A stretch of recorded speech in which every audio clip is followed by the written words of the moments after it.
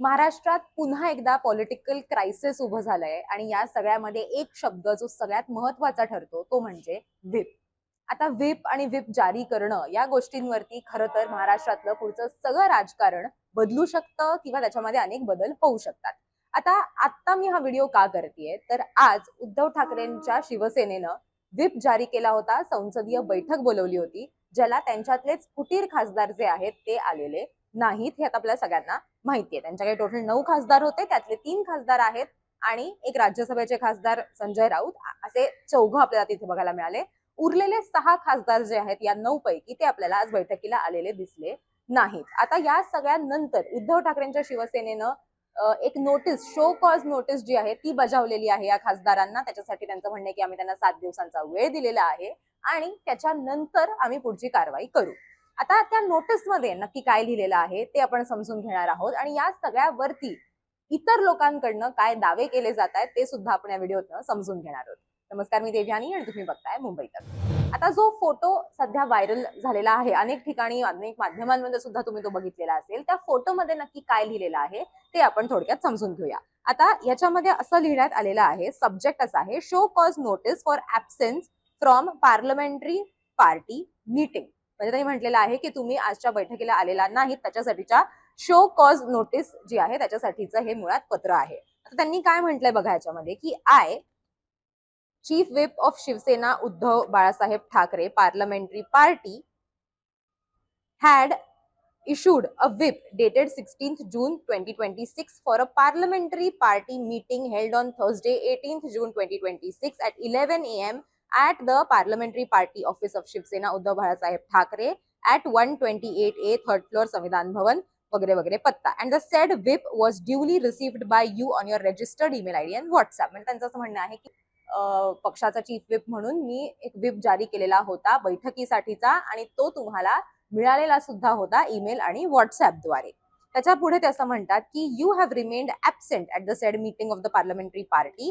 You have neither communicated to the group leader Arvind Sawant nor to the undersigned chief whip of the Shiv Sena UBT parliamentary party in Lok Sabha giving reason or intimation about your absence at the said meeting. म्हणजे तुम्ही तिथे का उपस्थित झालेला नव्हतात याच्याबद्दल तुम्ही मला किंवा अरविंद सावंत यांना, म्हणजे अनिल देसाई किंवा अरविंद सावंत या दोघांपैकी कुणालाही कळवलेलं नव्हतं की तुम्ही का आलेला नाहीत मीटिंगसाठी.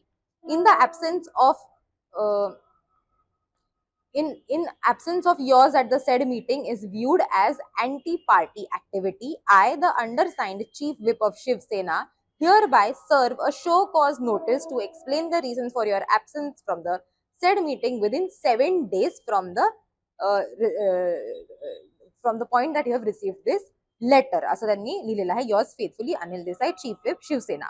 आता त्यांचं काय म्हणणं आहे की तुम्ही का आलेला नव्हतात याच्यासाठी तुम्ही मला तुमचं जे उत्तर असेल याच्यातलं की तुम्ही बैठकीला का आलेला नव्हतात व्हिप जारी केल्यानंतर सुद्धा, तर त्याचं उत्तर तुम्ही मला 7 दिवसात देणं अपेक्षित आहे. तर हे ते लेटर आहे आणि हा त्याचा फोटो आहे. आता याच्या पुढे गंमत खरं तर सुरू होते. आता याच्या पुढे काय त्यांचं म्हणणं आहे बघा की आम्ही व्हिप जो आहे तो जारी केलेला होता आणि हे सगळे बैठकीला आले नाही. पण आता याच्यावरती एकनाथ शिंदेची जी शिवसेना आहे त्यांच्याकडनं एक वेगळीच गोष्ट बोलली जाते. आता त्यांचा व्हिप संदर्भात काय म्हणणं आहे तर ते बघा.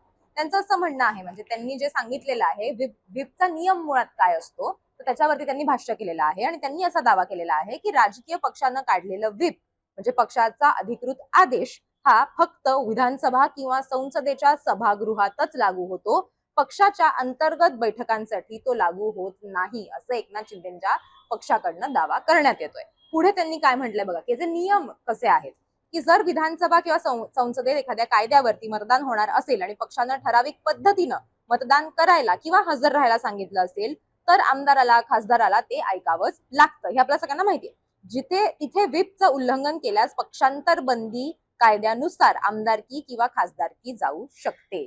आता हे सगळं का घडतंय कारण की त्यांना डिस्क्वालिफिकेशनचा जो मुद्दा या सगळ्यामध्ये येतो की हे जे खासदार आहेत यांचं डिस्क्वालिफिकेशन केलं जाऊ शकतं का किंवा तसा प्रयत्न हा उद्धव ठाकरेंच्या शिवसेनेकडनं केला जाईल का, तर त्याच्यासाठीचा हा सगळा खटाटोप मुळात सुरू आहे. त्याच्यानंतर ते पुढे काय म्हणतात बघा की पक्षाच्या बैठकांचा नियम काय आहे की जर पक्षानं एखाद्या हॉटेलमध्ये, कार्यालयात किंवा अंतर्गत बैठकीला येण्यासाठी व्हिप काढला आणि एखादा आमदार तिथे गेला नाही तर त्याची आमदारकी जात नाही, असं त्यांच्याकडनं म्हणण्यात आलं.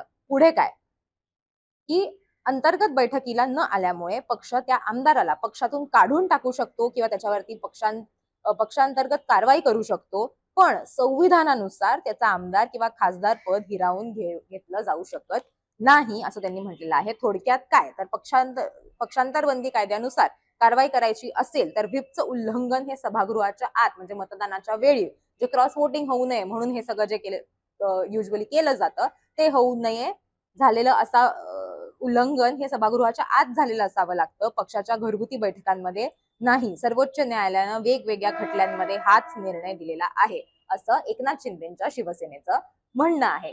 पण आता याच्यामध्ये आणखीन एक इंटरेस्टिंग गोष्ट अशी आहे की आणखीन एक मुद्दा याच्यामध्ये महत्वाचा आहे जो त्यांनी याच्यात गृहीतच धरलेला नाहीये. आणि खरं तर कुठेतरी हा एक लूपहोल आहे का, जो एकनाथ शिंदेच्या शिवसेनेकडनं जो दावा केला जातोय तो एक लूपहोल आहे का, त्या लूपहोलचा ते वापर करतायत का, असा प्रश्न याच्यातनं उपस्थित होतो. तो का होतो तर पुढे काय म्हटलंय बघा की ह्या सगळ्यामध्ये आता ज्या वेळेला अनेक केसेस झाल्या आणि अनेक वेळेला याच्यावरती ज्या वेळेला सुप्रीम कोर्टाकडनं काही स्टेटमेंट्स करण्यात आले, त्यांच्याकडनं काही निर्णय जे आहेत त्याबद्दल देण्यात आले.